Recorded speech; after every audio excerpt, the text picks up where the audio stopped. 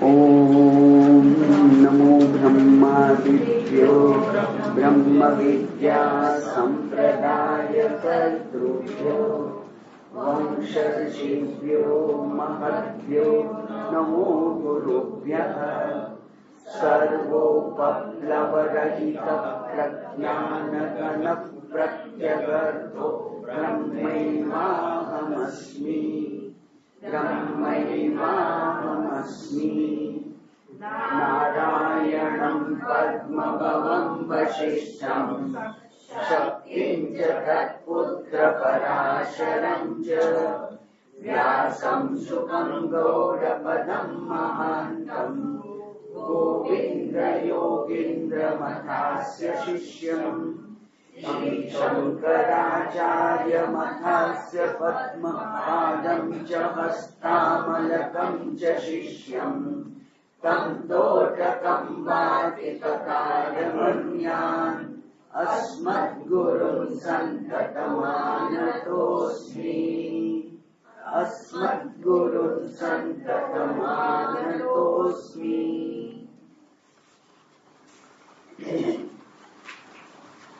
સંસર્ગ અને વિશેષણ વિશેષ્ય વાળા વાક્યો પણ હોય છે.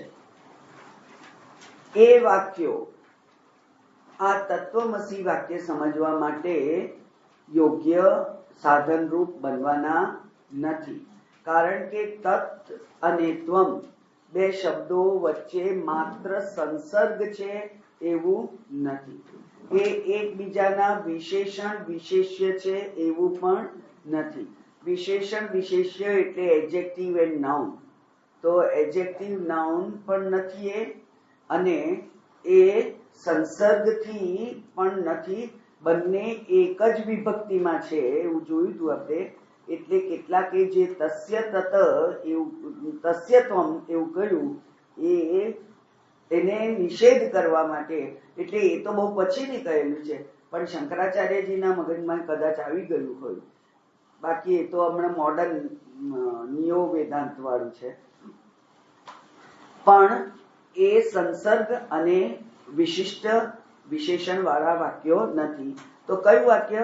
અખંડ એક રસત્વેન, એટલે અખંડ જે છે જેમાં ખંડ ખંડ નથી, જે એકરસ થઈ ગયેલું છે, એવા બે જે તત્વો છે એને એક જાણવાના છે. હવે એક રસ થઈ ગયેલા જે તત્વ છે એને આપણે જોડવાના નથી, એ એક જ છે એવું માત્ર જાણવાનું છે. બરાબર? આગળ અને પછીનું વાક્ય છે એ કયું હતું? તત્ ત્વમેવ ત્વમેવ તત, કૈવલ્ય ઉપનિષદનું, કે જે પ્રત્યક બોધ રૂપે જે છે એ જ અદ્વય આનંદ લક્ષણ છે, અને જે અદ્વય આનંદ રૂપ છે એ જ પ્રત્યક બોધ લક્ષણ છે. એટલે તત જ ત્વમ છે અને ત્વમ તત છે. બરાબર? અદ્વૈત આનંદ રૂપ એટલે જે એક જ છે, અને જે આનંદ સ્વરૂપ છે એટલે કે સચ્ચિદ આનંદ સ્વરૂપ જે છે, બંને સચ્ચિદાનંદ સ્વરૂપ જ છે. બેને એક કરવાના નથી, બેને એક છે એવું જાણવાનું છે. હવે આવી રીતે આ બે જો આ બે ભેગા છે, અન્યોન્ય તાદાત્મ્ય પ્રતિપત્તિ યદા ભવે. બરાબર? હવે આવી આ બે એક જ છે એવું જાણ્યું, તો હવે એમાં એક તકલીફ શું થાય છે? એક બંનેમાં, ત્વમમાં અને તત્માં, બંનેમાં એક એક દોષ રહી જાય છે. કે એમ કહ્યું કે આ જીવાત્મા પ્રત્યક બોધ છે એ સાક્ષી સ્વરૂપ છે, કારણ કે ત્વમ પદનું અર્થ આપણે શું જોયો તો? સાક્ષી. શરીર આદિ સંઘાતને તો શરૂઆતમાં 3-4 શ્લોકમાં દૂર કરી દીધો. ત્યાર પછી શું કહ્યું તું? સોહમ ઇતિ અવધારય. બરાબર? એને તું ધારણ કર. કયાને? જે બ્રહ્મ સ્વરૂપ છે એને, સાક્ષી સ્વરૂપ છે એને. સાક્ષી પણ ઉપાધિ છે, અને જો એ ઉપાધિ હોય તો મર્યાદિત હોય, કારણ કે એ સાક્ષ્ય ઉપર આધારિત છે. સાક્ષ્ય હોય તો સાક્ષી હોય, કોઈ બનાવ બને તો એનો સાક્ષી હોય, એટલે એ પણ એક ઉપાધિ છે. અને નિરુપાધિક, જો એ ઉપાધિક હોય તો એ નિરુપાધિક બ્રહ્મ કેવી રીતે હોય? બરાબર. એટલે સાક્ષીત્વ હવે આપણે ધારણ કરેલું છે, પણ ત્વમ પદ રૂપે, પણ સાક્ષીત્વ પણ એક ઉપાધિ છે, જરાક હાયર છે એનું લેવલ, પણ તોય તે ઉપાધિ તો એ છે. એવી જ રીતે ઈશ્વર છે, એના માટે આપણું જે ધર્મશાસ્ત્ર અને અત્યાર સુધીનું જે અજ્ઞાન હોય, જે હોય તે, એના વડે એક ઈશ્વર આપણાથી જુદો, મોટો, સર્વજ્ઞ, સર્વવિદ, સર્વશક્તિશાળી, ક્યાંક સ્વર્ગ, બ્રહ્મલોક, ગોલોક, કૈલાસમાં છે, એવી જે આપણી બુદ્ધિમાં ભરાયેલું છે. એટલે કે પરોક્ષતા જે છે એ પરોક્ષતાને પણ નિવૃત્ત કરવાની છે. અને એટલા માટે પ્રત્યક બોધ એ આનંદ, અને આનંદ એ પ્રત્યક બોધ, એટલે કે એ દૂર નથી આપણાથી, એવું પણ થઈ ગયું આપણા બુદ્ધિમાં સ્પષ્ટ. એટલા માટે અહીંયા કહ્યું કે બે વસ્તુનું નિગેશન કરવાનું, વ્યાવર્તન કરવાનું છે. કયા બે વસ્તુનું? અબ્રહ્મત્વમ, ત્વમ પદનું અબ્રહ્મત્વમ. હુંનું સાક્ષીપણું જે છે એ ઉપાધિ છે, એને દૂર કરવાની છે. અને ઈશ્વરમાં જે પરોક્ષપણું છે એને દૂર કરવાનું છે. આ બંનેને દૂર કરવાના છે. બરાબર. આ બંનેને દૂર કરીશું ત્યારે એકત્વ પ્રાપ્ત થશે. એટલે હવે જે બાકી રહી ગયેલો એ શ્લોક એ કે છે યદિ એવમ કિમ તતઃ. પેલો શિષ્ય કહે છે કે જો એમ હોય તો પછી રહે શું બાકી? જો તમે સાક્ષીત્વનો નિષેધ કરી દો, પરોક્ષતાનો, ઈશ્વરનો નિષેધ કરી દો, તો બાકી શું રહે? એટલે કે છે સુણું, સાંભળ, શું બાકી રહે? પૂર્ણાનંદૈક રૂપેણ પ્રત્યક બોધોવતિષ્ઠતે. પૂર્ણાનંદ એક રૂપેણ. હવે જે બાકી રહે એ પૂર્ણ આનંદ સ્વરૂપ, જે પૂર્ણ છે, જે આનંદ સ્વરૂપ છે, અને જે પ્રત્યક બોધ રૂપે છે, અવશિષ્યતે, એ રહે છે બાકી. તો બાકી શું રહે છે? જ્યારે સાક્ષી અબ્રહ્મત્વમ અને ઈશ્વરત્વમ, એટલે કે સાક્ષીત્વમ અને ઈશ્વરત્વમ, એ બંનેનો નિષેધ થઈ જાય. વ્યાવર્તન થવું એટલે નિષેધ થવો, એને કાઢી નાખવું, બાદ થવો. બરાબર. તો એ બાદ થઈ જાય ત્યારે પછી રહે છે શું? પેલો કે છે તો પછી રહે શું? ત્વમનો તમે બાદ કરી દીધો, તત્નો બાદ કરી દીધો, તો બાકી શું રહે? એટલે કે છે બાકી જે રહે છે તે પૂર્ણ આનંદ રૂપ, પૂર્ણ જે છે, જે આનંદ રૂપ છે, અને જે પ્રત્યક બોધ રૂપ છે, હું રૂપે જે છે, અવતિષ્ઠતે, એ જ બાકી રહે છે. હવે આ સ્પષ્ટ થયું કે આ 41મો શ્લોક બાકી રહી ગયેલો એમ. એટલે હવે બાકી શું રહે છે? શિષ્યએ પૂછ્યું. તો આ હવે ફરીથી પાછું એને કહેવાય પ્રતિજ્ઞા વાક્ય, એટલે કે કન્ક્લુઝન પહેલા કહી દીધું. બરાબર. આપણે ક્યાં સુધી ઇતિ સિદ્ધમ આવે છેલ્લે, ત્યારે છેલ્લે શું લખવાનું છે? પૂર્ણાનંદ એક રૂપ પ્રત્યક બોધ અવતિષ્ઠતે. આ છેલ્લું છે, આ અંતિમ સત્ય છે, આ અંતિમ જ્ઞાન છે, અંતિમ બોધ છે. હવે ત્યાં સુધી જવું કેવી રીતે? કારણ કે પેલા બે તો હજુ છે ઉપાધિ તો, અને એટલે ત્યાર પછી કે છે કે તત્વમસ્યાદિ વાક્યનું જો તાદાત્મ્ય પ્રતિપાદન કરવું હોય, એકત્વ જો આપણે સિદ્ધ કરવું હોય, તો એ બંને શબ્દોનો, ત્વમ શબ્દનો અને તત શબ્દનો લક્ષ્યાર્થ લેવો પડશે. વાચ્યાર્થથી કામ થવાનું નથી. બરાબર. અને વાચ્યાર્થ એટલે શું? શબ્દ બોલીએ અને જે બુદ્ધિ આપણા, જે આકૃતિ આપણા મનમાં ઊભી થાય એને વાચ્યાર્થ કહેવાય.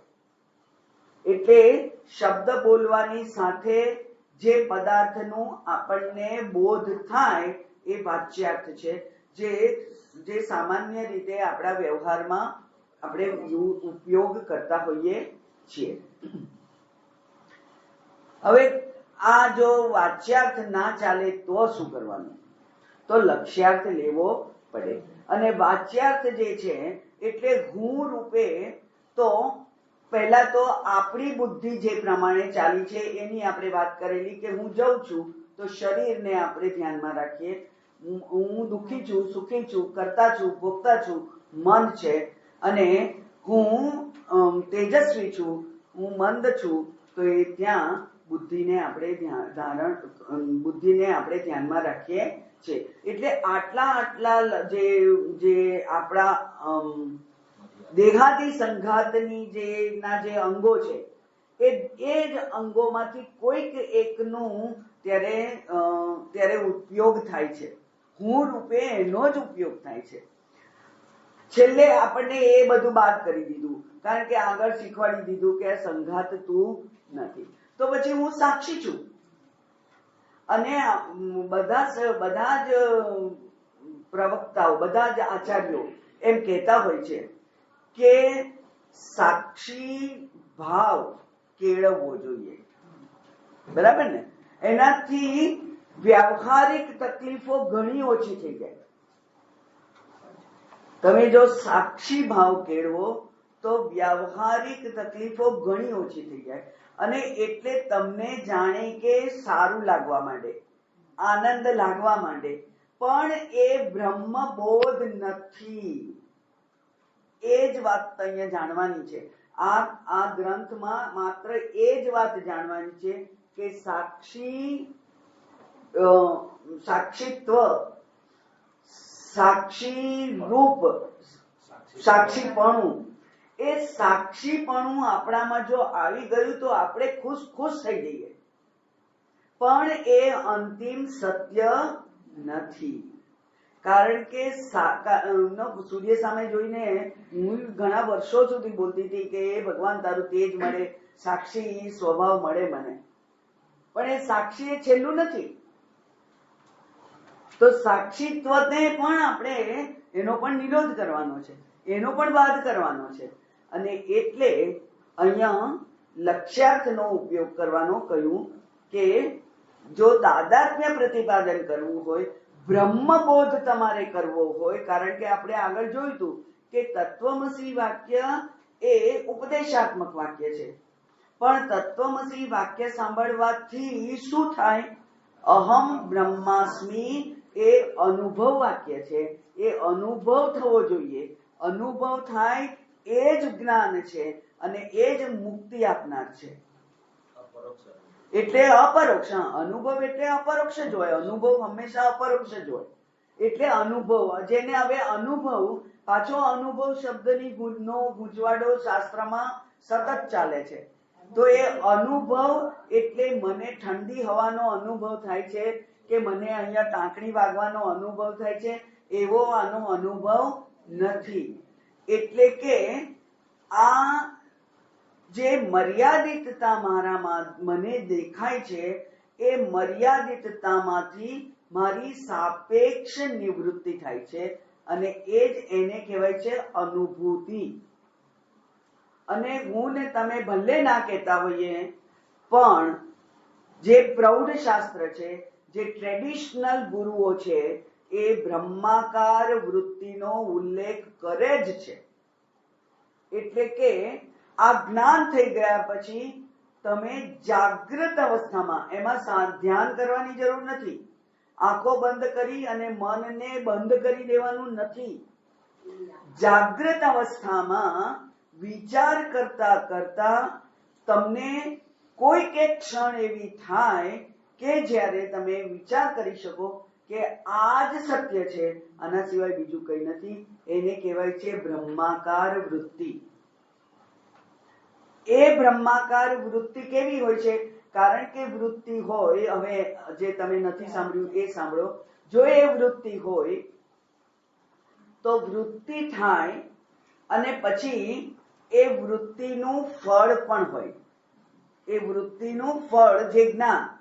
હવે બ્રહ્માકાર વૃત્તિ થઈ, જેને વૃત્તિ વ્યાપ્તિ અને ફલ વ્યાપ્તિ નામથી જાણવામાં આવે છે. વૃત્તિ વ્યાપ્તિ એટલે કે આ એક પદાર્થને મારી વૃત્તિ વ્યાપ્ત કરી દે અને પછી મને એનું જ્ઞાન થાય.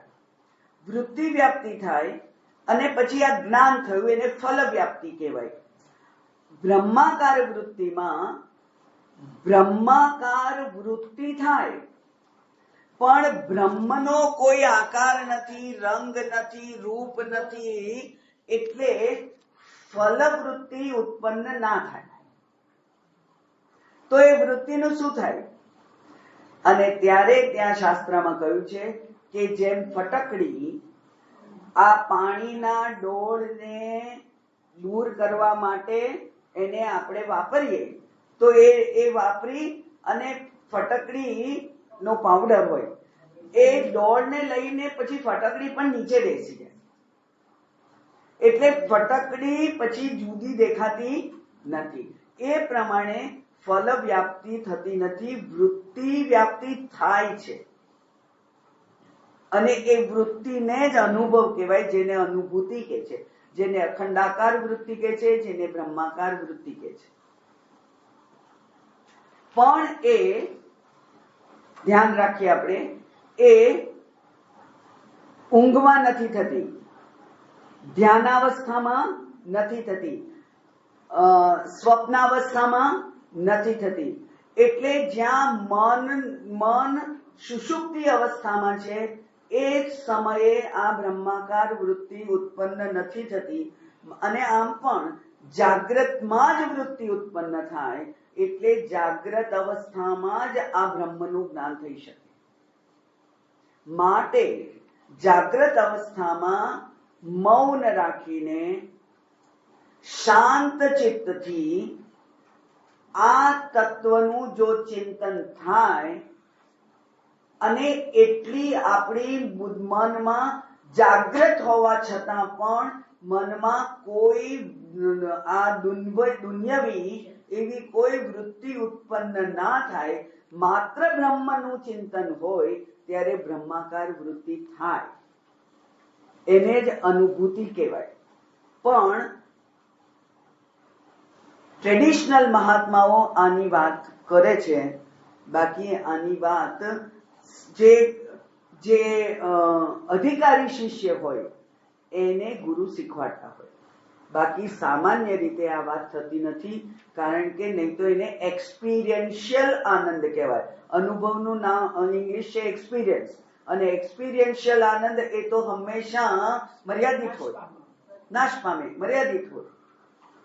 એટલે એવો આ આનંદ નથી.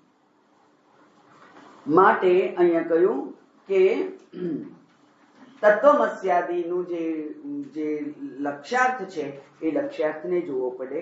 અને પછી એના પછીનું તો બહુ સરસ સમજ્યા હતા આપણે કે બંનેની ત્વમ પદ અને તત્પદ બંનેની ઉપાધિને આપણે ત્યાગી દઈએ તો આ વાક્યાર્થ બોધન માટે એક ઉપયોગી અનુકૂળ એવું પૃષ્ઠભૂમિ ઊભી થાય, એવી એક પરિસ્થિતિ ઊભી થાય કે આ બંનેના ઉપાધિને આપણે ત્યાગી દીધી. એટલા માટે કહ્યું હિત્વા દ્વૌ શબલૌ વાક્યમ વાક્યાર્થ બોધને. અને એને જ અમે આદરપૂર્વક એટલે કે ગંભીરતાપૂર્વક અમે તમને આ કહ્યું છે. 44મો અને 45મો બંને શ્લોક એ વાચ્યાર્થને બતાવે છે. પહેલો શ્લોક છે એ કે છે અંતઃકરણની ઉપાધિ વાળું જે ચૈતન્ય છે એ જીવાત્મા છે. બીજા શ્લોકમાં કે છે માયાની ઉપાધિ વાળું જે ચૈતન્ય છે એ ઈશ્વર છે. બરાબર? એટલે હવે એને પણ આપણે બહુ ઊંડાણમાં જોયેલું છે કે અંતઃકરણ એટલે અંતઃકરણની વૃત્તિઓ, એમાં મન, ચિત્ત, બુદ્ધિ, અહંકાર બધા આવે. એ બધાની જે વૃત્તિ એમાં ભળેલી છે એટલા માટે એ પણ ઉપાધિ વાળું છે. અને એટલે એ ત્વમ પદનું વાચ્યાર્થ છે. જ્યારે તત્પદનું વાચ્યાર્થ શું છે? પેલા કાર્ય કારણ વાળું, બરાબર? પણ કાર્ય નહીં, પણ માયા ઉપાધિથી જગત કર્તા રૂપે, જગત પિતા રૂપે સર્વજ્ઞાત્વાદી લક્ષણનું જેનું છે સર્વજ્ઞત્વ એટલા માટે જોઈએ કે એને આખી પૃથ્વી, આખી સૃષ્ટિનું સર્જન કરવાનું છે. એક વસ્તુનું સર્જન કરવું હોય તો પણ આપણને એ વિશેની બધી માહિતી હોવી જોઈએ. એ પ્રમાણે અહીંયા જગત કરતા છે એટલે એને બધી માહિતી હોવી જોઈએ. એટલા માટે સર્વજ્ઞત્વની ઉપાધિ એને ધારણ કરવાની હોય.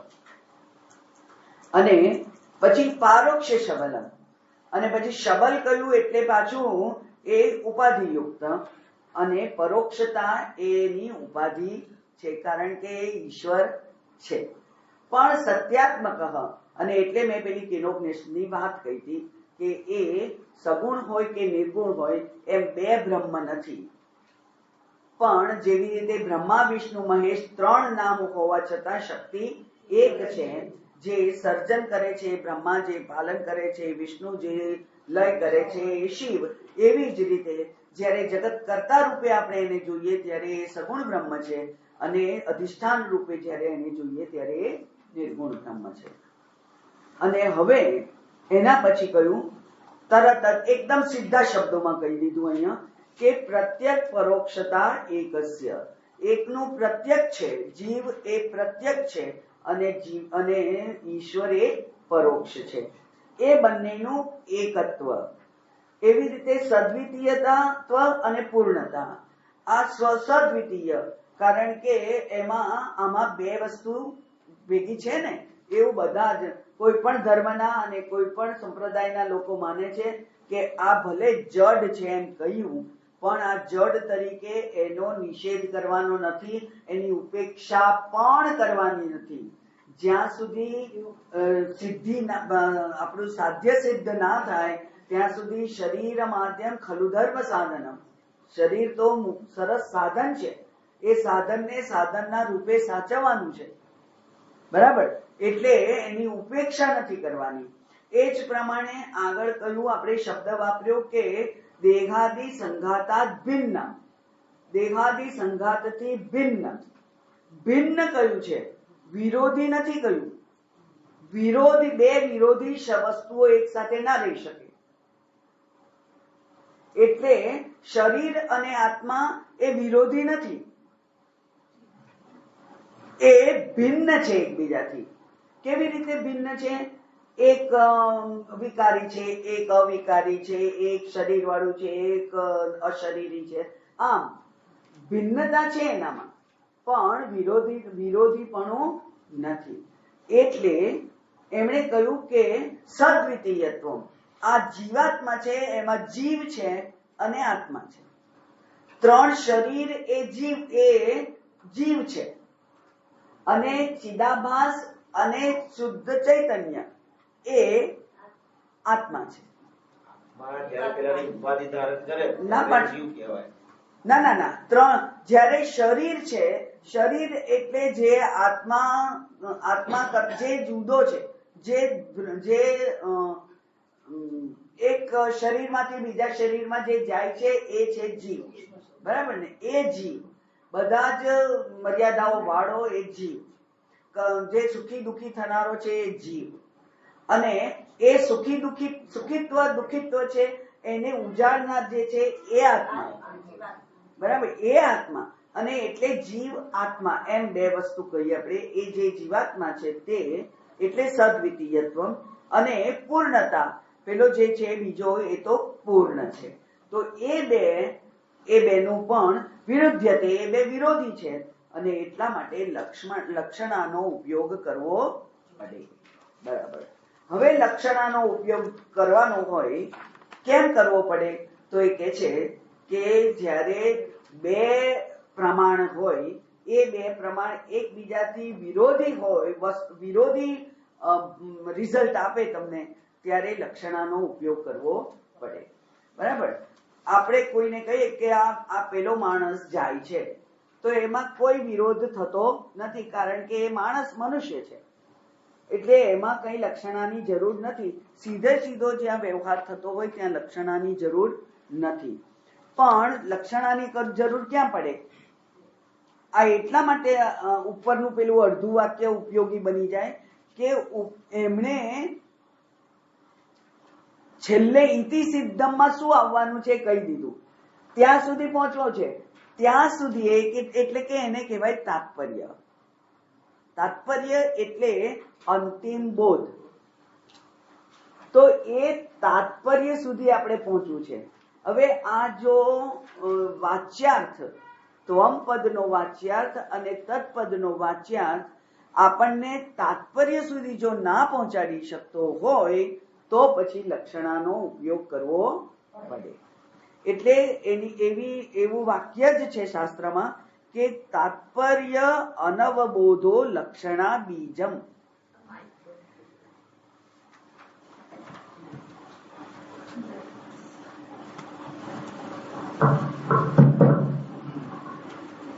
તાત્પર્ય અવબોધો લક્ષણા બીજમ.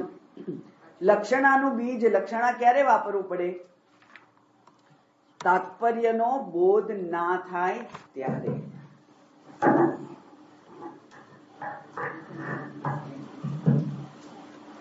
તાત્પર્યનો બોધ જો ના થાય, તાત્પર્ય કહી દીધું એમણે કે એકત્વ સિદ્ધ કરવાનું છે.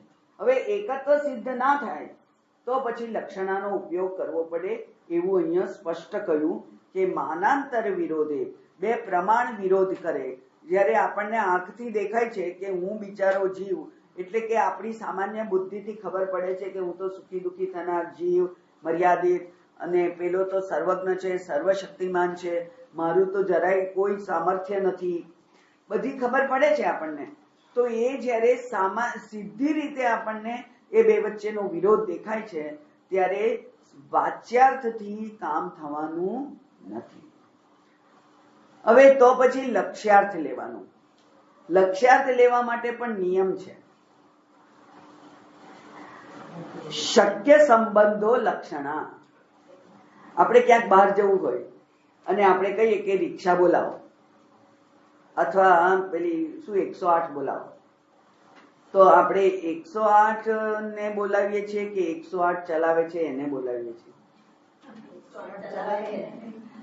108 ચલાવે છે એને બોલાવીએ, રિક્ષા વાળાને બોલાવીએ.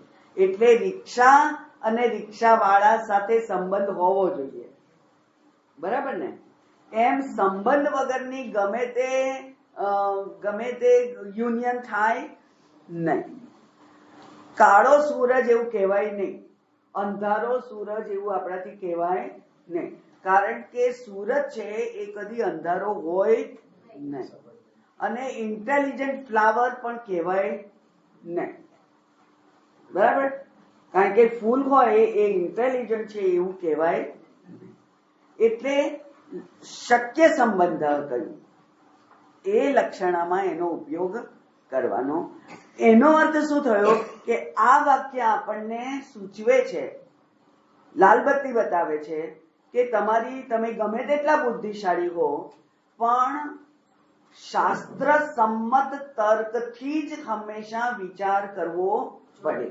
એટલે આપણી બુદ્ધિમાં ગમે તે તર્ક ઉભો થઈ જાય તો એ શાસ્ત્રમાં એનો ઉપયોગ કરવાનો હોય નહીં. જેને શાસ્ત્રમાં કુતર્ક નામથી જાણે છે. એટલે કુતર્ક નહીં કરવાનો, તર્ક કરવાનો. પણ કયો? શાસ્ત્ર સંમત તર્કથી જ આ જ્ઞાન પ્રાપ્ત થાય. એટલે લક્ષણા કરીએ ત્યારે શાસ્ત્ર સંમત વિચાર હોવો જોઈએ.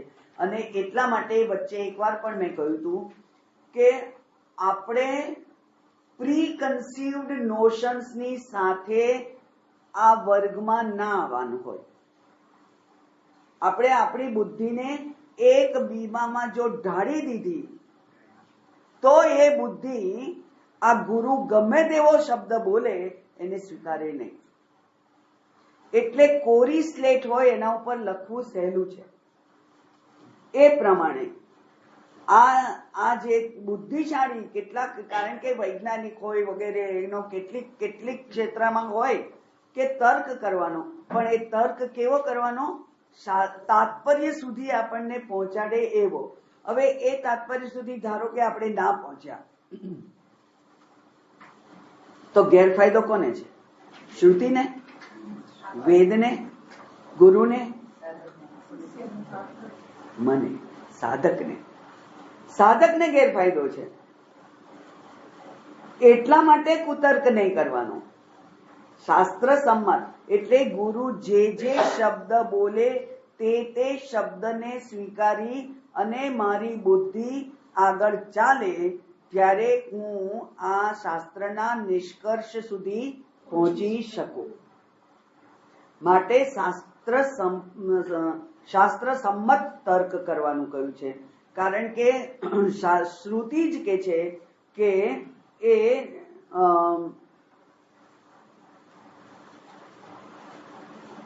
ન એશ પ્રાપ્ય મતિરાપનેયા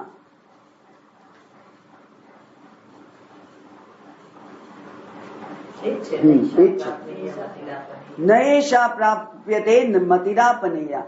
એ મતિ એટલે તર્કથી એ પ્રાપ્ત થતો નથી. બરાબર, પોતાના તર્કથી એ પ્રાપ્ત થતો નથી.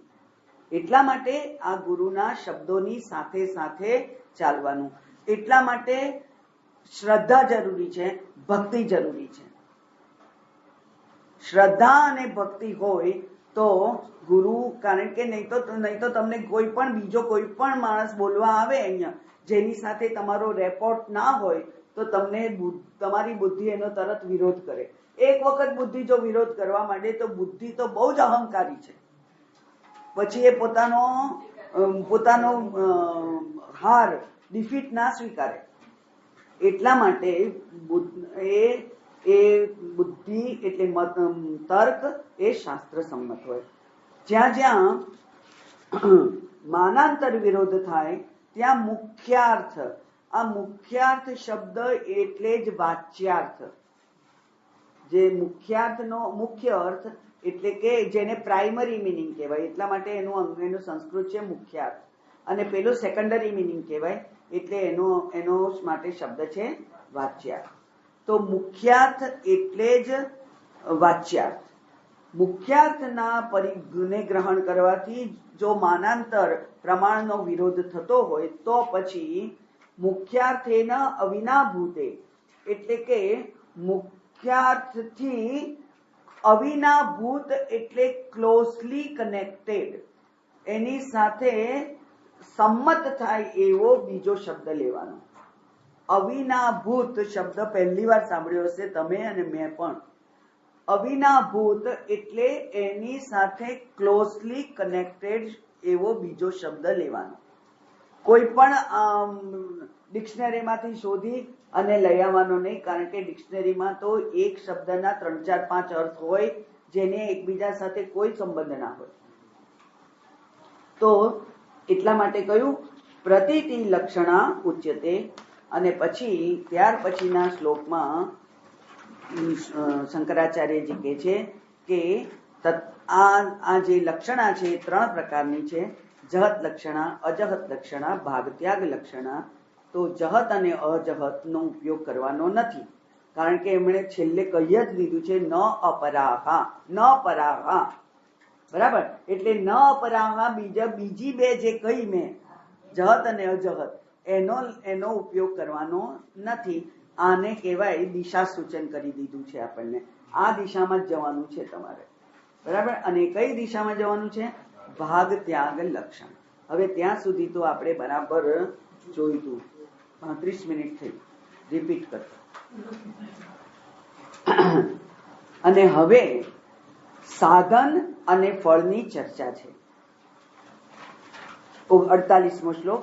તત્વમસ્યાદિ વાક્યેષુ લક્ષણા ભાગ લક્ષણા સોયમ ઇત્યાદિ વાક્યસ્થઃ પદયોરિવ નાપરાઃ.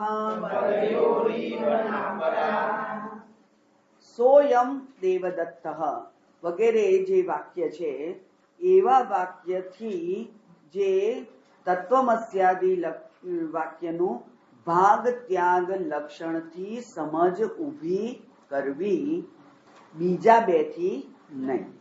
હવે આ તત્વમસી વાક્યની વાત આપણે કરી કે એ બે માંથી લક્ષણા. તો લક્ષણા શું છે કે બેનામાં જે જુદા જુદા લક્ષણો દેખાય છે એનો ત્યાગ કરી દેવાનો છે.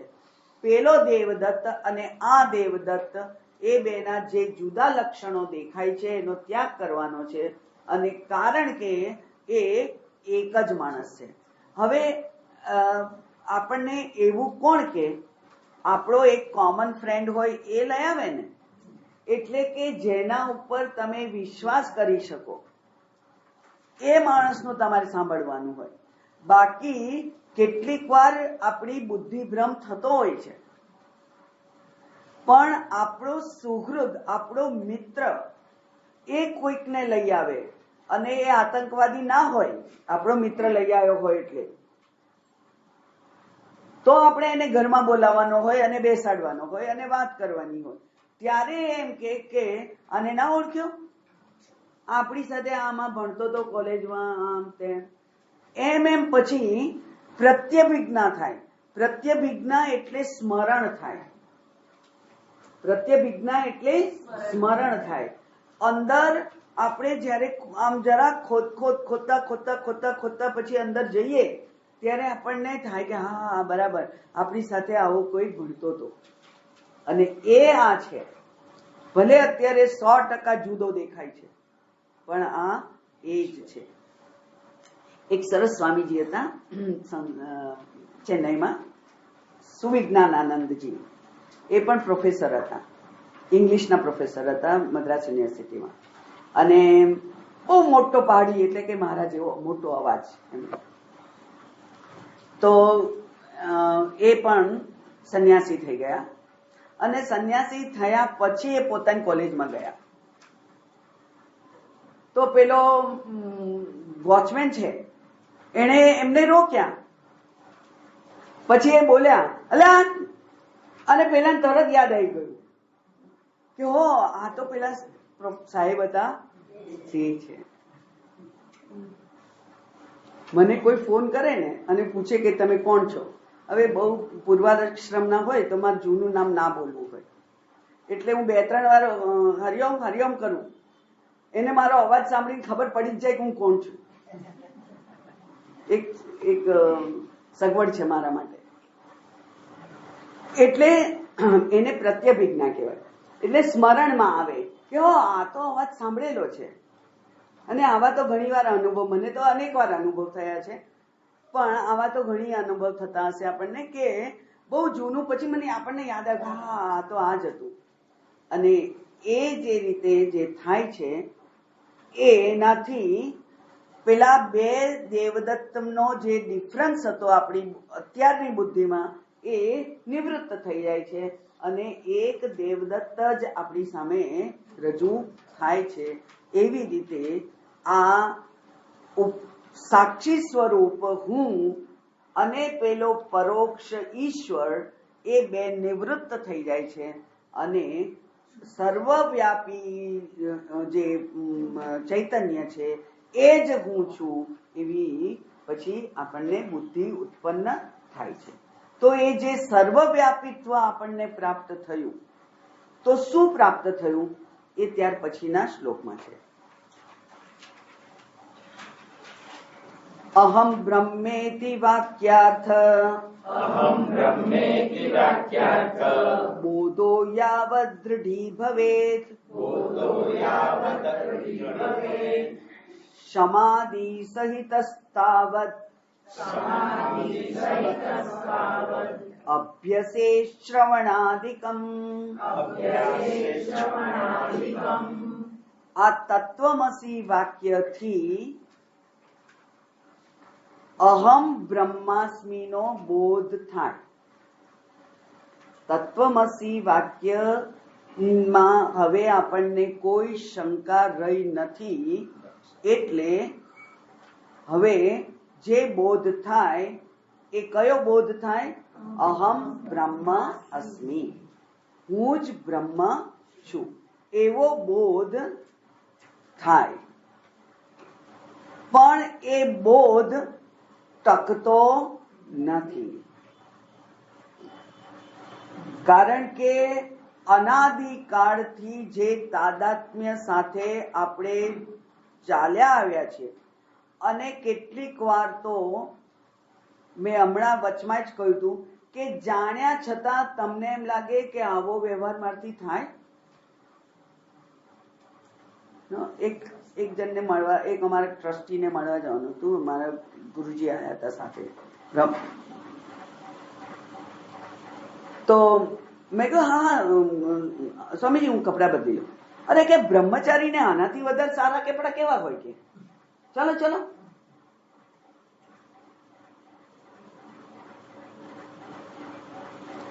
એટલે વારંવાર આનું આપણે પુનરાવર્તન કરવું પડે. એ નહીં તો વ્યવહારિકતામાં આપણે ખૂપી ગયેલા છીએ. આ સારું, આ ના સારું, આ મારું, આ નહીં મારું, આવું કહેવાય અને આવું ના કહેવાય. આ વ્યવહારિકતામાં આપણે ખૂપી ગયેલા છીએ. એમાંથી બહાર આવવું પડે. અને એમાંથી બહાર કેટલીક વખત વર્તન પણ કરી શકાય. એવું વર્તન પણ કરી શકાય. કારણ કે કેટલાય લોકો એવા છે બધાના પ્રસંગમાં જાય, કોઈના પ્રસંગમાં ના જમે તો કોઈને ખોટું નથી લાગતું. એમને ખોટું લાગે ને એટલે હું જમું. ના ના ના ના, તમારે સ્વાદેન્દ્રિયને તૃપ્ત કરવી છે એટલે તમારે જમવું છે. એટલે હંમેશા આપણે આપણા માટે અત્યંત ક્રિટિકલ બનવું પડે. ત્યારે વિવેક એને જ કહેવાય છે. અને એ વિવેકને આપણે વર્તનમાં મૂકવો પડે. કારણ કે બધાને ભલે 500 જણને ખોટું લાગે, પણ જો બોધ થવાનો હોય તો ફાયદો મને જ છે.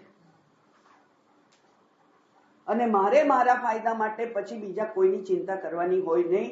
નહીં તો કોઈ માણસ કુટુંબ છોડી અને સંન્યાસી ના થઈ જાય. હતા રામતીર્થ, એ પણ પ્રોફેસર હતા. એમનું નામ હતું તીર્થરામ.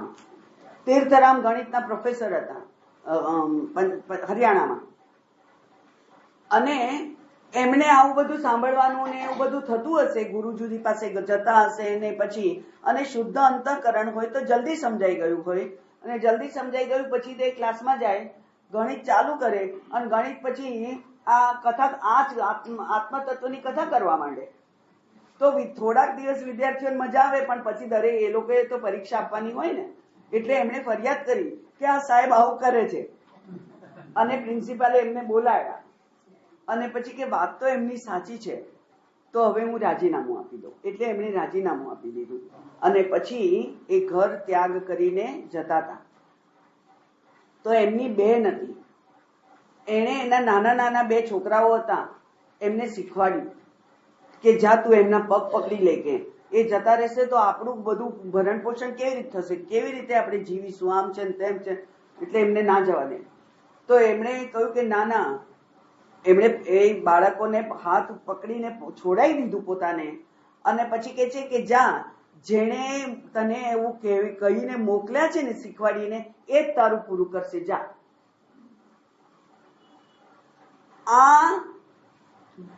આ પરાકાષ્ઠા છે. જ્યારે માણસને સવારે એક દિવસ સ્વામીજીએ કહ્યું હતું કે એને વૈરાગ્ય આવે પછી 1 મિનિટ ઉભો ના રહી શકે ઘરમાં. પણ ખરેખર વૈરાગ્ય આવવો જોઈએ. રિસાઈ જતો રહે એ સાધુ નહીં.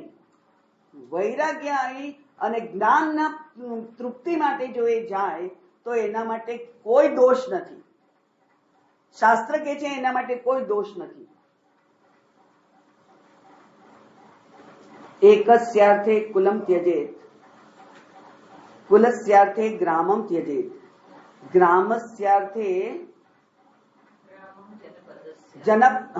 ગ્રામમ જનપદસ્યાર્થે, અને આત્માર્થે સર્વમ ત્યજેત. આત્માર્થમ સર્વમ ત્યજેત. ત્યાગેન એકેન અમૃતત્વ માનસુ. એકલા ત્યાગથી જ આ પ્રાપ્ત થાય. અહમ બ્રહ્માસ્મિ નો બોધ જ્યાં સુધી દ્રઢ ના થાય ત્યાં સુધી શ્રવણાદિકમ અભ્યસે. શ્રવણ આદિકમ, શ્રવણ મનન નિધિધ્યાસન, એનો અભ્યાસ કરવો જોઈએ. અભ્યાસ એટલે પુનરાવર્તન. અભ્યાસનો અર્થ થાય રેપિટિશન, પુનરાવર્તન. એનો અભ્યાસ કરવાનો. શ્રવણ, મનન, નિધિધ્યાસન નો અભ્યાસ કરવાનો. અને એક વખત આપણે તો હવે રીઢા સાધક થઈ ગયા એટલે શમ, દમ, ઉપરતિ, તિતિક્ષા, શ્રદ્ધા, સમાધાનની આપણે જરૂર નથી એવું નહીં, બધાની જરૂર છે. શમ એટલે મન ઉપર કાબુ. શેના માટે? 5 પ્રકારના વિષયોના ઉપભોગ માટે મન ઉપર કાબુ, એનું નામ છે શમ. જો ના માને તો દમ. એટલે દમ શાસ્ત્રીય છે. આપણે કહીએ કે દમન નહીં કરવાનું, ના, દમન કરવાનું, દમન કરવું જ પડે, કારણ કે શાસ્ત્રએ કહેલું છે. શમ, દમ, તિતિક્ષા, ઉપરતિ, શ્રદ્ધા અને સમાધાન, આ બધાનો પ્રયોગ કરતા કરતા શ્રવણ, મનન, નિધિધ્યાસન. ક્યાં સુધી? અહમ બ્રહ્મ અસ્મિ એ વૃત્તિ દ્રઢ ના થાય ત્યાં સુધી. એટલે કે દ્રઢ જ્ઞાન ના થાય ત્યાં સુધી આ કરવું જોઈએ. આ સાધન રૂપે કહ્યું. એનું બહુ લંબાણ હું કરતી નથી, એના માટે 3-4 કલાક પણ ઓછા પડે. અને એની સાથે સાથે શું કરવું પડે? શ્રુત્યાચાર્ય પ્રસાદેન દ્રઢ બોધો યદા ભવેત નિરસ્તાશેષ સંસાર નિદાન પુરુષસ્તદા.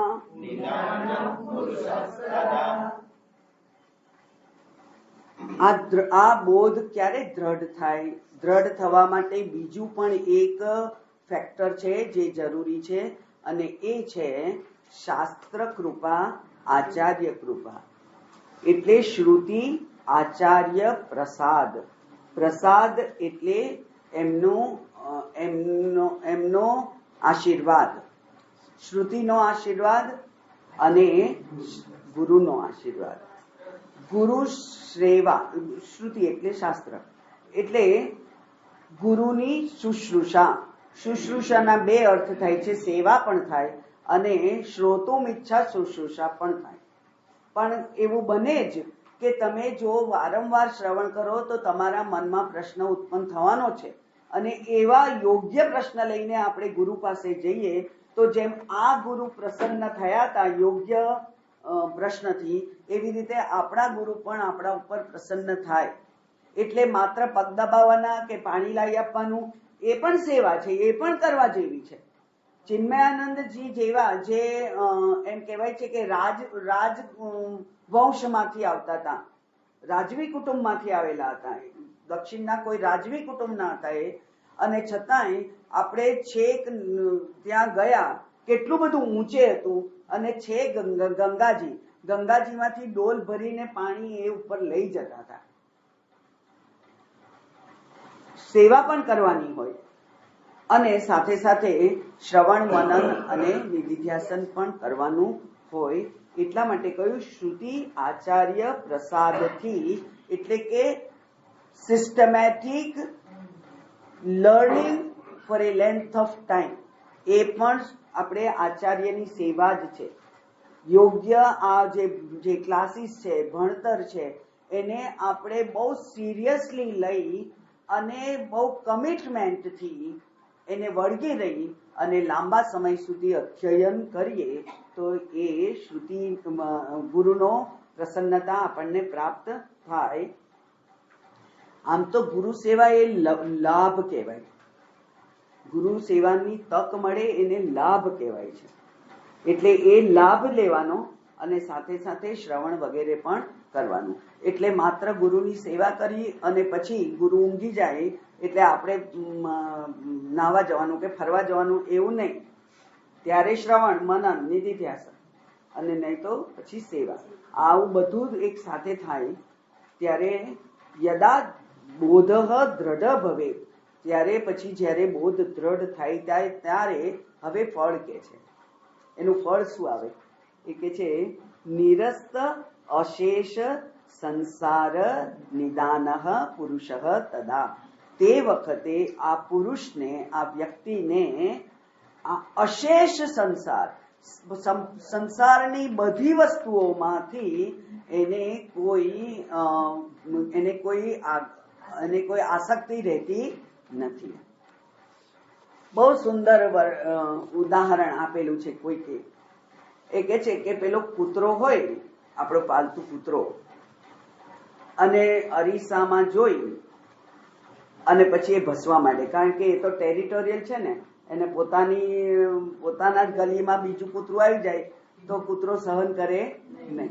એટલે કૂતરો હોય એ પોતાના વિસ્તારમાં બીજો આવી ગયો તો ભસ્યા કરે. હવે સદભાગ્યે કોઈક આશીર્વાદથી એ કૂતરાને ભાન થાય કે આ અંદર બીજું દેખાતું કૂતરું એ સાચું નથી, તો પછી એ શાંત થઈ જાય કે નહીં? થઈ જાય કે નહીં શાંત? આ મન પણ નક્કી કરે કે આ જે સામે મને દેખાય છે ભોગો, એ મને શાશ્વત સુખ આપી શકે એમ નથી. પછી એ ભોગો માટેનું કોઈ આકર્ષણ એને રહે, શાંત થઈ જાય. જ્યારે એને ખબર પડે કે આ જગત એ સ્વપ્નવત છે, સ્વપ્નની વસ્તુઓ સાચી નથી. સવારે ઉઠ્યા પછી એ સ્વપ્નની વસ્તુઓ કોઈ આપણને કોઈ રીતે ચોંટતી નથી, એ સારું હોય કે ખરાબ હોય, તો એને આપણે ખંખેરી નાખી શકીએ છીએ તાત્કાલિક. એવી જ રીતે જ્યારે જ્ઞાન થાય ત્યારે આ જગતની જે કંઈ વળગણ છે, આસક્તિ છે, એટ્રેક્શન છે, એ છૂટી જાય, ખરી પડે. પીળા પાનની જેમ એ બેમાંથી એકેય પક્ષને કોઈ દુઃખ ના થાય એવી રીતે ખરી પડે. નિરસ્ત અશેષ સંસાર નિદાન. નિદાન એટલે કોઝ, એનું કોઈ પછી કારણ રહેતું નથી. પછી શું થાય છે? વિશીર્ણ કાર્યકરણ ભૂત સૂક્ષ્મૈરનાવૃત વિમુક્ત કર્મ નિગડ સદ્ય એવ વિમુચ્યતે. કાર્યકરણ સંઘાત જે છે એ વિશીર્ણ થઈ જાય. વિશીર્ણ થઈ જાય એટલે જીર્ણ થઈ જાય. એટલે જ્ઞાન થાય એટલે ગળું થઈ જવાય એવું નહીં. એનો જે બંધ હોય, જે એનો જે બોન્ડ હોય, એ બોન્ડ છૂટી જાય. એટલે સંઘાત સાથે આ પારમાર્થિક હું જે મને સમજાયો છે એનો સંબંધ હવે ઢીલો પડી જાય. કોઈને હડે હડે કરવાનું નથી. તમે મારા કામના નથી, કોઈ મારા કામનું નથી એવું કહેવાનું નથી. પણ કોઈની સાથે એ આસક્તિનો સંબંધ રહે નહીં. આસક્તિ શબ્દ જાણો છો ને બધા? શક્તિ એટલે જોડાયેલા રહેવું. શક્તિ, આસક્તિ, આ સમંતાત એટલે જેની લાસ્ટ મર્યાદા છે એને આ સમંતાત કહેવાય. ફાઇનલ, બરાબર ને? એટલે કે પૃથ્વીનો છેડો જેમ આપણે કહીએ છીએ એવી રીતે પૃથ્વીનો છેડો જ નથી ને. આ સમંતાત શક્તિ હિ આસક્તિ. એટલે પ્રેમ રે. ગુરુ તો વાત્સલ્ય મૂર્તિ છે, પ્રેમ મૂર્તિ છે, કરુણા મૂર્તિ છે. એને તો આપણી બહુ ચિંતા થાય. અને એ તો ગુરુકુળ વાસમાં રહીએ ત્યારે ખબર પડે કે ગુરુને આપણી કેટલી ચિંતા થાય છે. અને અમારા જેવા કેટલાક અનુભવીને તમે પૂછો તો ખબર પડે. બાકી સામાન્ય રીતે ખબર ના પડે કે ગુરુની આપણા માટે કેટલી બધી કરુણા છે. પણ એ આસક્તિ નથી. એટલે મેં હમણાં જ કહ્યું હતું કે ગુરુજી, અમે નીકળ્યા ગુરુજીને આવજો કહીને, ઋષિકેશથી, એ એમ ના કે પહોંચીને ફોન કરજો, પણ તમને જો રસ્તામાં ક્યાંક તકલીફ પડી અને તમે એમને ફોન કરો તો એ આકાશ પાતાળ એક કરી નાખે. ખાનગી વાત કહી દઉં કે અમારામાં પેલું એક એડિશનલ નંબર મૂકવાનો આવે છે ને ફોનમાં, કે એમરજન્સીમાં ફોન કરવો હોય કોને ફોન કરવાનો, છેક ઉપર જ. એટલે અમે ગુરુજીનો જ ફોન નંબર લખીએ કે આપણે કશું થાય ને બીજા કોઈ કે ફોન કરવો હોય તો એમને ફોન પહેલો પહોંચી જાય. વિશીર્ણ કાર્યકરણ એટલે કાર્યકરણ સંઘાત સાથેનો સંબંધ એનો એ ઢીલો થઈ જાય. અને ભૂત સૂક્ષ્મ અનાવૃત, અને સૂક્ષ્મ એટલે કે ભૂત એટલે સ્થૂળ શરીર અને સૂક્ષ્મ શરીર એ બંને સાથેનો એનું જે આવરણ છે એ પણ ઢીલું થઈ જાય, એ છૂટી જાય. એટલે સ્થૂળ શરીર છૂટી ના જાય, સૂક્ષ્મ શરીર છૂટી ના જાય, પણ મન સાથેનો જે સંબંધ છે, એકાત્મતા છે, એ એકાત્મતા ઓછી થઈ જાય. એટલે કે દુઃખદ પ્રસંગ દુઃખદ રહે પણ મને શોક ના થાય. બરાબર, આપણે દુઃખ અને શોકનો ભેદ જોયેલો. એટલે પ્રસંગ દુઃખદ હોય પણ એનો શોક ના હોય. એ આપણે જાણે કે હવે ભાંગી પડ્યા, પુત્રે નષ્ટે અહમ નષ્ટ, એવું નહીં. વિત્તે નષ્ટે અહમ નષ્ટ. અને લોકોને થયેલું છે એવું કે પેલા શેર બજાર બગડી ગયું અને કેટલાયને હાર્ટ એટેક આવી ગયેલો, કેટલાય લોકો ગળે ફાંસો ખાઈને મરી જાય છે. એવું ના થાય. બરાબર, એટલે અહીંયા કહ્યું કે ભૂત સૂક્ષ્મ અનાવૃત. અને પછી આ બધું તો અત્યારે થાય, પણ તમે તો અમને શીખવાડેલું છે ને કે કર્મનો સિદ્ધાંત. તો પેલા ઢગલો સંચિત કર્મ છે એનું શું થાય? તો એ કે છે વિમુક્ત કર્મ નિગડઃ. નિગડઃ એટલે સમૂહ. તો કર્મો જે છે, કારણ કે અત્યાર સુધી અનંત જન્મો આપણને પ્રાપ્ત થયા છે, એ દરેક જન્મમાં જે સત્કર્મ કર્યા હોય એનું પુણ્ય અને જે દુષ્કર્મ થયા હોય એનું પાપ, એ તો ત્યાં સચવાયેલું પડ્યું છે, જેને આપણે સંચિત કર્મ કહીએ છીએ. અને એ સંચિત કર્મમાંથી ફળીભૂત થવા માટે તૈયાર જે કર્મ હોય એના આધારે આપણને આના પછીનું શરીર પ્રાપ્ત થાય છે, એવું કર્મનો સિદ્ધાંત કહે છે. તો આમને પણ થાય ને એવું? તો એ કે છે ના. ભગવાને ભગવદ્ ગીતામાં કહ્યું જ્ઞાનમ સર્વ કર્માણી જ્ઞાનાગ્નિ સર્વ કર્માણી ભસ્મસાત કુરુતે તથા. તો જ્ઞાનાગ્નિ છે એ સંચિત કર્મોનો ગમે તેવો મોટો ઢગલો હોય એને ભસ્મ કરી મૂકે છે, એને બાળી મૂકે છે. અને એના માટે ઉદાહરણ આપવામાં આવે છે કે શેકેલું બીજ કદી ઉગે નહીં. એવી રીતે આ જે બીજ રૂપ નવા શરીરના બીજ રૂપ છે, એ નવા શરીરના બીજ રૂપ જે કર્મ છે એ બધા બળી જાય. એટલે તો પછી થાય શું? હવે સદ્ય એવ વિમુક્તિ, અહીં અત્યારે જ સદ્ય તાત્કાલિક એમની મુક્તિ થઈ જાય. પણ પ્રારબ્ધ કર્મ રે, કારણ કે છૂટેલું તીર છે જે, એ તો એને વેગ હોય એમાં ત્યાં સુધી જવાનું. એટલે પ્રારબ્ધ કર્મ એને ભોગવવા પડે. અને એટલે જ આપણે આપણા સગી આંખે જોઈએ છીએ કે કેટલાય જ્ઞાની લોકોને કેન્સર થાય, આ થાય, તે થાય, અને બધું જે શરીરનું જે પીડા છે એ તો એમને ભોગવવી પડે છે. પણ છતાંય પીડા થતી હોવા છતાં પણ એ આનંદ સ્વરૂપ છે. ચીસો પાડતો હોવા છતાં પણ એ આનંદ સ્વરૂપ છે. પૂજ્ય સ્વામીજીને તો એ ભૂલી નથી શકતા કે એમને બાથરૂમ જવું હતું અને લોકો એમને વ્હીલચેરમાંથી 2 હાથ પકડીને ઊભા કરતા હતા. એટલી પીડા થતી હોય કે ચીસ પાડે. હવે એમને ઊભા તો કરવા જ પડે ને વ્હીલચેરમાંથી. એમનું જ્ઞાન લુપ્ત નથી થઈ જતું. એ ચીસ પાડે એ પણ સ્વાભાવિક છે. પણ એનાથી એના જ્ઞાન સ્વરૂપને કોઈ હાનિ પહોંચતી નથી. એવું જ અહીંયા કહ્યું, પ્રારબ્ધ કર્મ વેગેન જીવન મુક્તો યદા ભવેત કિંચિત કાલમનારબ્ધ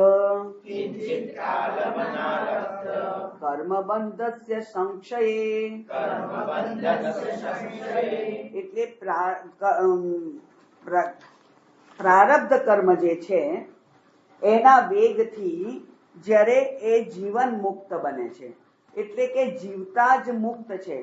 જીવતા જ મુક્ત છે એટલે એમનું શરીર તો હજુ અકબંધ છે ને, એને જ જીવન મુક્તિ કહેવાય.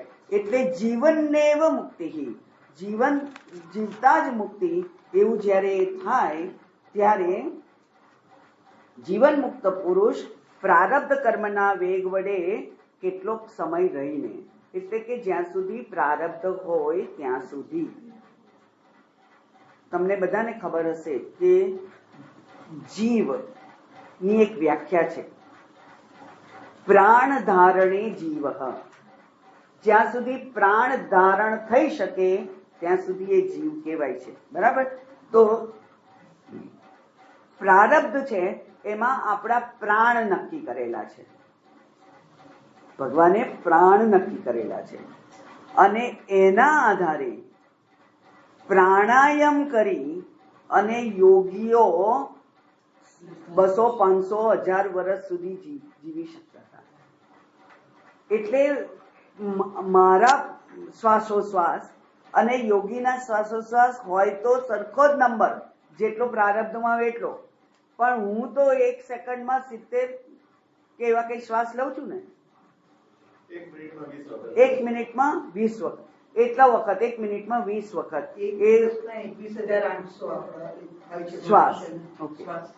હવે એ પેલા જે છે એ શ્વાસ અંદર લે, પછી કુંભક કરે, પછી બહાર કાઢે, પછી બાહ્ય કુંભક કરે. એટલે એ 1 મિનિટમાં આપણે 20 લઈએ અને 3 લેતા હોય.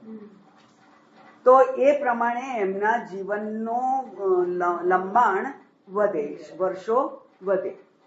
તો જેટલો અહીંયા કહે છે કે પ્રારબ્ધ વેગથી, હવે એને જ પ્રારબ્ધ કહેવાય છે, એને જ નિયતિ કહેવાય છે.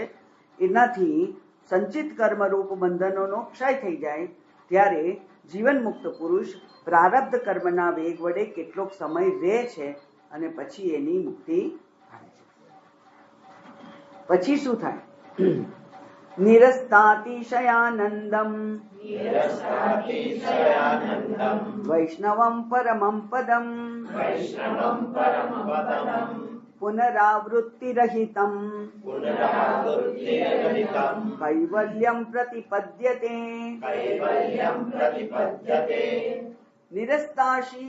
નિરસ્તાતિશય આનંદમ એટલે જે પરમ આનંદ છે એ પરમ આનંદ સ્વરૂપ આ મહાત્મા વૈષ્ણવમ પરમમ પદમ પ્રાપ્નોતિ. એને આ કઠોપનિષદનો શબ્દ છે. એ જે પરમ પદ છે એને વૈષ્ણવ પદ કહે છે. વિષ્ણોહો પરમમ પદમ એવું ઉલ્લેખ કઠોપનિષદમાં છે. એ વૈષ્ણુ પદને એટલે કે વૈષ્ણવ પદને પ્રાપ્ત થાય છે. પ્રારબ્ધ ક્ષય થાય એટલે કે જ્યારે એમના પ્રાણ હવે વધારે ચાલવાના નથી, એમના પ્રારબ્ધનો ક્ષય થઈ ગયો, એટલે કે હવે એમની પ્રાણન ક્રિયા બંધ થઈ ગઈ. ત્યાર પછી એને કહેવાય છે વિદેહ મુક્તિ. પેલી કહેવાય છે જીવન મુક્તિ, આને કહેવાય વિદેહ મુક્તિ. એટલે કે આ દેહમાંથી પણ હવે દેહ ધારણ કરવા રૂપી જે તકલીફ છે એ પણ હવે એને રહેતી નથી. એટલે વિદેહ મુક્તિ થાય છે અને એને જ કૈવલ્યમ કહેવાય છે, એને જ મોક્ષ કહેવાય છે. એ પ્રાપ્ત થાય છે. અને મોક્ષ એને જ કહેવાય છે જ્યારે પુનરાવૃત્તિ થવાની હોય નહીં. એટલે પુનરાવૃત્તિ રહિતમ, એ વિદેહ મુક્ત થાય છે. એટલે જીવન મુક્તિની પહેલા મુક્તિની મોક્ષની વાત કરી, આનંદની વાત કરી, પછી પ્રારબ્ધ પ્રમાણે એની પછી એ જ્ઞાન સ્વરૂપ એટલે એની જીવન મુક્તિની વાત કરી અને પ્રારબ્ધ અનુસાર એને એ શરીર ધારણ કરી રાખવું પડે, પણ પછી શરીરનું જ્યારે પ્રારબ્ધ પૂરું થાય ત્યારે એને કહેવાય છે વિદેહ મુક્તિ. પછી એને ફરીથી જન્મ લેવાનો રહેતો નથી. કોને? માને.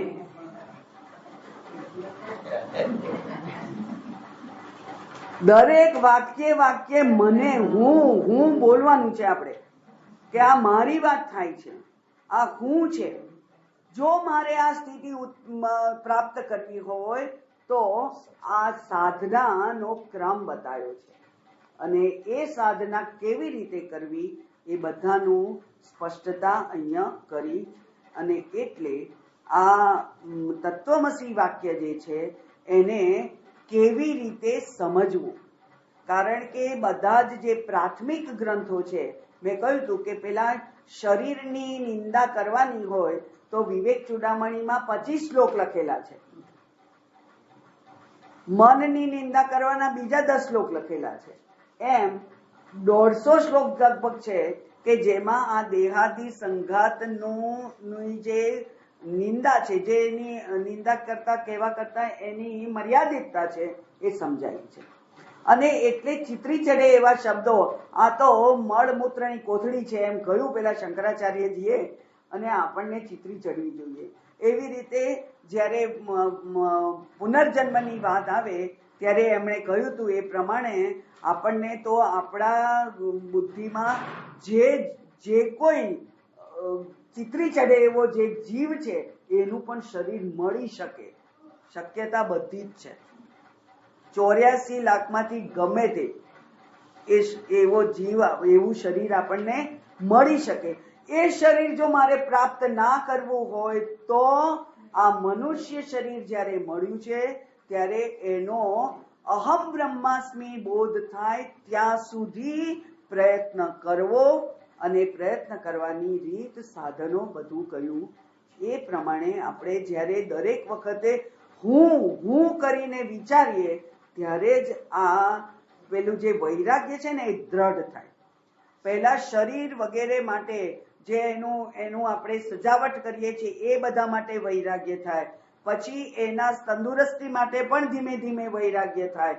એમ ધીમે ધીમે વૈરાગ્યનો વિસ્તાર થતો થાય, અને એ વિસ્તારથી જે પ્રાપ્ત થાય છે એની સાથે શ્રવણ, મનન, નિધિધ્યાસન સતત કરવાનું છે.